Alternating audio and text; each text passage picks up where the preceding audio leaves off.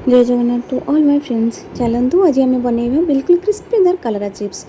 प्रथम मुझे कलरा को धोईकी नहीं जापर आम मीडियम साइज रे गोल गोल करके काटी नवा। बेसी मोटा हेनी कि बेसी पतला भी हम ना। बेसी मोटा कले सी नरम हो बिल्कुल क्रिस्पी हेनी और बेसी पतला कले सी जलीज।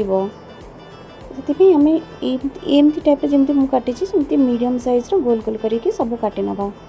तापर मुझे गोटे बाउल सबको रखी नहीं स्वाद अनुसार लुण पकईली। तापर ये 2 चामच मो बेसन गुंड पकई। तापर ये गोटे चामच चाउल गुंड नहीं आपण मैंने भी चाउल गुंड निश्चय पकेबे। चाउल गुंड पकड़े से क्रिस्पी हो। आउ गोटे चामच कॉर्नफ्लोर नहीं कॉर्नफ्लोर पकड़े से टी कड़क कड़क हम। तापर गोटे चामच हलदी गुंड गोटे चामच लंका गुंड नहीं आ गोटे चामच मु गरम मसला पकई। गरम मसला पकड़े टेस्ट भल आसी था। तापर मुझे गोटे चामच धला राशि को नहीं जोटा कि लुक वाइज बहुत भल आसो। और मुझे किसी कड़ी पत्ता भी पकई नहीं। कड़ी पत्ता पकड़े से बहुत भल फ्लेवर भी लग बास्ना भी बहुत भल आस। आप निश्चय कड़ी पत्ता निश्चय पकातु। जो सुखा हो जाए तेणुक मुझे अल्प टिके पानी छिंचिकी मुझे गोल नहीं। बेसी पानी पकेबेनी। बेसी पानी पकड़े से पतला पानिया हो तेणुक अल्प टिके पानी छिंचिकी मुझे एपट सेपट करके गोल नहीं। भल भाव में मिसईदबा जमी सब कलर बैटर सब भल भाव में मिसीज। भल भाव में एपट सेपट करके कलरा को गोटा गोटा करके भल भाव में आम मिक्स करनबा।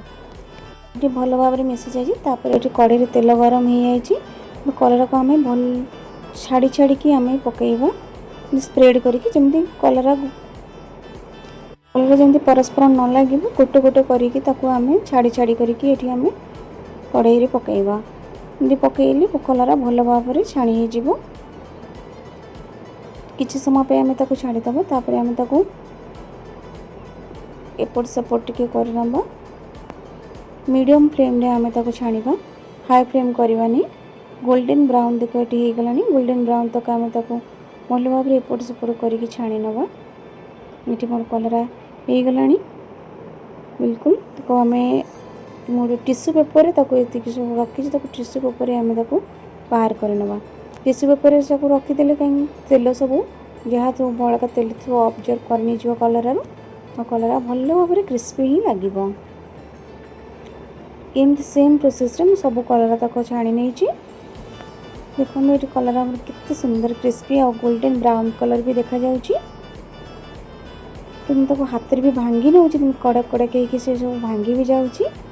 एमती भाव में आप कलरा चिप्स करके देखु केमती लगुच मत आप कमेंट द्वारा भी जनइबे। मोर कमेंट द्वारा जनइले मुझे नेक्स्ट भल भल वीडियो भी बनइबी। यदि मोर ये रेसिपीटी आपको भल लगी प्लीज़ लाइक शेयर और सब्सक्राइब करने भूलें। Thank you for watching.